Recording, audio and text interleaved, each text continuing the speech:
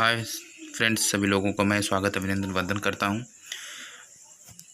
मेरे इस education of English dear Hiraj sir के चैनल पे। जो है आपको जीके के मोस्ट 10-20 क्वेश्चंस मिलेंगे, लेकिन मैं ये तो कुछ लोगों के कमेंट के बाद जो है मैं 10 क्वेश्चन इसमें कर रहा हूं कि आप 10 क्वेश्चन ही रोज़ पढ़िए तो बहुत ही तैयार हो जाएगा। 10 क्वेश्चन जो मैं हर एक ऐप से और हर एक कम्पिटिटिव एग्ज़ाम्स की जो बुक्स हैं हमारे पास या मार्केट में अवेलेबल हैं, उनसे मैं इसे उठा करके करंट से लेकर के ओल्ड और फ्यूचर को देखते हुए जीके का मैं आपके सामने प्रश्न लाया हूँ। तो मेरे प्यारे बच्चों, मेरे प्यारे फ्रेंड्स और मेरे दोस्तों, आप सभी लोग इसे ज़रूर एक बार वॉच करिएगा अपना समय निकाल के। आपका ज़्यादा समय नहीं लेते हुए मैं 10 क्वेश्चन ऐसे बताऊँगा जो आपको शायद अच्छा लगेगा। आप इसका जवाब हमें कमेंट बॉक्स में देंगे, क्योंकि इसका मैं आंसर आपको बाद में बताऊंगा। कम से कम इसका आंसर मैं आपको दूंगा प्रत्येक 10 घंटे के बाद। 10 घंटे के बाद इसका आंसर दूंगा, वो इसलिए कि आपको सोचने को दूं, ताकि आप प्रश्नों को 10 घंटे बाद एक बार फिर से पुनः देखें। इससे फ़ायदा क्या होगा फ्रेंड्स, आपकी जीके की नॉलेज बढ़ेगी और 10 के 10 प्रश्न आपको याद हो जाएंगे। तो देखिए हमारा पहला प्रश्न क्या है। पहला प्रश्न यह है कि देश में राष्ट्रीय न्याय दर्श की स्थापना कब हुई थी? 1950 में या 1955 में या 1850 में या डी 1945 में? इसे आप बताएंगे कमेंट बॉक्स में, आप हमें कमेंट करेंगे। इसका जवाब ये सही है। देखता हूँ कितने हमारे फ्रेंड्स, कितने हमारे पढ़ाए हुए बच्चे और कितने हमारे दोस्त इसका सही जवाब मारते हैं। तो आप प्लीज़ इसे ज़रूर मारिएगा। देखता हूँ कितने लोगों का सही जवाब आता है। आप अपने ऑप्शन दे सकते हैं, जैसे पहले का आप टिक करेंगे कमेंट बॉक्स में, पहले का सी, दूसरे का बी, जैसा भी आप देंगे, चौथे का सी, जैसा भी आपको ऑप्शंस में मिलेगा आप मारते जाएंगे। तो चलिए शुरुआत करते हैं। दूसरा क्वेश्चन की शुरुआत किया जाए। दूसरा क्वेश्चन यह है कि भारत को सबसे ज़्यादा कर आय प्राप्त होती है। भारत को सबसे ज़्यादा कर आय प्राप्त होती है बिजली कर से या सेवा कर से, निगम कर से या आयकर कर से? अगले प्रश्न की तरफ बढ़ा जाए। अगला प्रश्न, तीसरा प्रश्न जो है आपके लिए बहुत ही इंपॉर्टेंट प्रश्न ये है। दूसरा वाला भी था, दूसरा वाला बहुत ही इंपॉर्टेंट। भारत को सबसे ज़्यादा कर आय प्राप्त होती है, आप देख करके मारेंगे। बढ़िया से सोच समझ के कमेंट बॉक्स में लिखेंगे। गूगल की सहायता तुरंत नहीं लेंगे। पहले आप अपनी दिमाग के जो ज्ञान है, जो आपके पास डेटा मेमोरी है, जो पहले आप सीखें, उसके आधार पर देंगे, न कि गूगल से सर्च मार के आप मुझे उत्तर देंगे। क्योंकि मैं वहाँ पे, मेरे पास YT स्टूडियो है, आप वहाँ से अगर मेरी वीडियोज़ की स्कैन करके आप जाएंगे तो मालूम पड़ेगा कि आपने तुरंत जवाब नहीं दिया। इसलिए प्रिय मित्रों, आप लोग तुरंत अगर आपके पास जवाब आ रहा हो वो जवाब दीजिएगा। भले कमेंट बॉक्स का मतलब ये नहीं है, देखिए पढ़ाई में हमारी कोई बुराई और हिनाई नहीं हो सकती, कहने का मतलब कोई इसमें लाज शर्म, क्योंकि हम लोग लर्नर हैं, सीखने वाले हैं। इसलिए आप लोग कमेंट बॉक्स में जो आता है आपको वही कमेंट करेंगे। ये नहीं कि आप बहुत अपने आप को दिखाने के लिए गूगल की सहायता ले लें या इधर उधर किताबों से देख करके आप जवाब देंगे, तो फिर वह अपने आप को तौल नहीं हम लोग पाएंगे। रोज़ हम 10 जीके क्वेश्चन अपने यूट्यूब चैनल पे देंगे, क्योंकि हमारा यूट्यूब चैनल इसमें बहुत ही ग्रोथ कर रहा है। 4000 से 5000 बच्चे मेरे वीडियोज़ को वॉच किए हैं, देखते जा रहे हैं, और मेरा चैनल मोनेटाइज होने की कगार पे आ चुका है, मैसेज आ रहे हैं, और सब्सक्राइबरों की संख्या 1000 के आसपास पहुंचने वाली है। मुझे बहुत खुशी हो रही है। दिन पर दिन 25 से 30 सब्सक्राइबर बढ़ रहे हैं, मेरे लिए खुशी की बात है। तो मित्रों, मैं बात आपसे यह कर रहा था कि यहाँ पे जो है कि मैं बात कर रहा था दूसरे प्रश्न की। अब तीसरे प्रश्न की बात करते हैं कि किन देशों की मुद्रा प्रायः हाई करेंसी होती है? किन देशों की मुद्रा प्रायः हाई करेंसी होती है? विकासशील देशों की, गरीब देशों की, विकसित देशों की या शक्तिशाली देशों की? आप बताएंगे। तीसरा क्वेश्चन भी इंपॉर्टेंट आपके लिए। चौथा क्वेश्चन आप देखते जाइए। चौथा क्वेश्चन मित्र यह है कि भारतीय रेलवे कितने जोन में विस्थापित है? भारतीय रेलवे कितने जोन में विस्थापित है?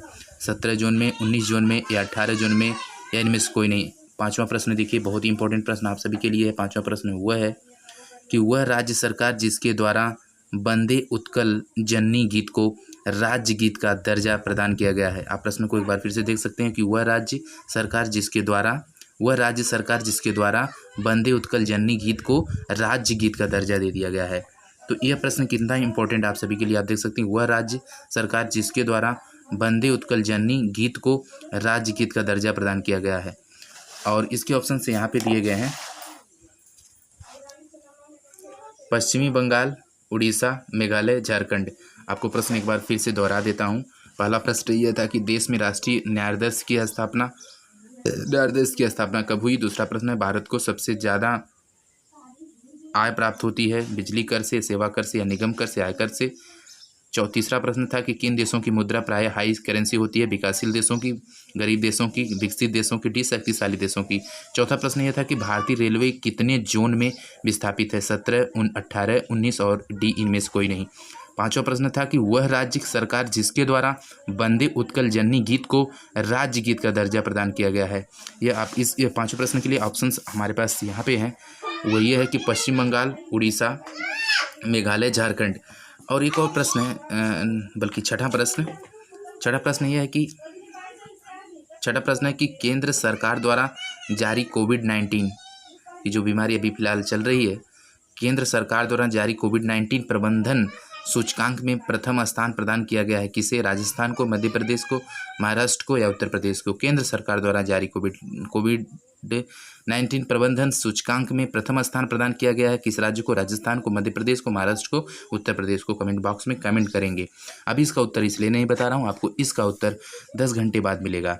तब तक आप अपने बुद्धि से देंगे, न कि किसी किताबों का सहारा लेंगे। आप जो पढ़े हैं, जो पढ़ रहे हैं, जो आपकी तैयारी है, उसके लेवल पे आप इसे हमारे कमेंट बॉक्स में लिखेंगे।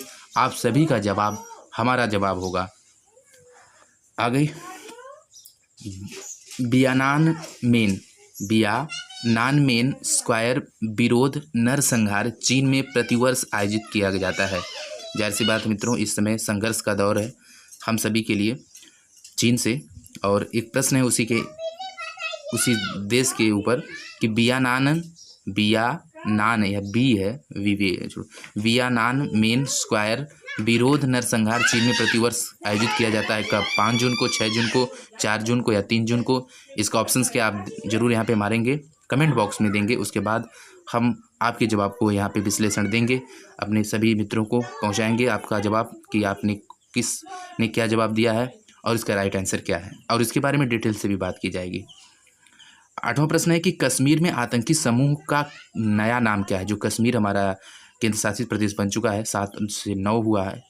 लद्दाख, जो कश्मीर, जो पहले आप जानते हैं कि कश्मीर जो है हमारे देश का एक अन्य जो हिस्सा पहले, मतलब मेरे कहने का मतलब यह था कि जो कश्मीर में इसमें आतंकी समूह का जो नया नाम है उसको आपको बताना। दूसरी बात, कश्मीर हमारे देश का राज्य, हमारे देश का जो हमारे भारत देश है 29 राज्य में कश्मीर भी महत्वपूर्ण राज्यों में से एक था, और वह जो है इस समय उसे राज्य से, मतलब मैं कहूँ कि राज्य से हटा दिया गया है, अर्थात एक राज्य था हमारे देश का, वह घट चुका है, माइनस हो गया है। तो ऐसे में 28 राज्य हैं। तो कहने का मतलब कश्मीर में आतंकी समूह का नया नाम क्या है? बोको हराम, द रेजिस्टेंस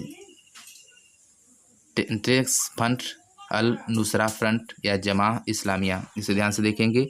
जो बोको हराम है, बी वाला है द रेजिस्टेंस फ्रंट, और सी वाला है अल नुसरा फ्रंट, डी वाला है जमा इस्लामिया।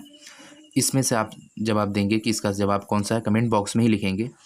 अगला, विश्व का सबसे पुराना टेनिस टूर्नामेंट है। विश्व का सबसे पुराना टेनिस टूर्नामेंट। देखिए प्रश्न बहुत ही ईजी तो नहीं है, उनके लिए ईजी है जो मेहनत करते हैं, उनके लिए दुनिया में सब कुछ ईजी होता है। और हालांकि विश्व का सबसे पुराना टेनिस टूर्नामेंट है विडम्बन, बी और ये यहाँ पे मैं आपको लिख देता हूँ एक बार फिर से,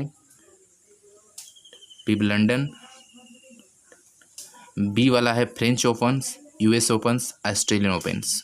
आप देख सकते हैं विश्व का सबसे पुराना टेनिस टूर्नामेंट क्या है? Wimbledon, French opens, US opens या ऑस्ट्रेलियन ओपन? इसका कौन सा जवाब है आप जरूर देंगे, कमेंट बॉक्स में ही लिखेंगे। 9वां प्रश्न समाप्त होता है। 10वां प्रश्न जो मोस्ट इंपॉर्टेंट आप सभी के लिए है, ये भी मोस्ट है, ये भी मोस्ट इंपॉर्टेंट है। ये दोनों मेरे लिए बहुत मोस्ट इंपॉर्टेंट है, आप सभी के लिए भी। कोरोना वायरस कोविड-19 के लिए उष्मायन अवधि का निर्धारित की गई है। कोरोना वायरस जो चल रहा है, कोरोना वायरस कोविड-19 के लिए उष्मायन अवधि निर्धारित की गई है। उष्मायन अवधि कितना निर्धारित की गई है, इसका जवाब मैंने इधर लिख रखा है। चलिए जवाब बोले तो ऑप्शन ही, ए वाला 14 दिन, बी वाला 5 दिन, सी वाला 21 दिन, डी वाला 18 दिन। तो फटाफट कमेंट करिए और तुरंत जवाब दीजिए, आपके जवाब का इंतजार रहेगा। और मेरी दूसरी वीडियोज़ में आप देखेंगे इसका उत्तर आपके जवाब के साथ। धन्यवाद दोस्तों।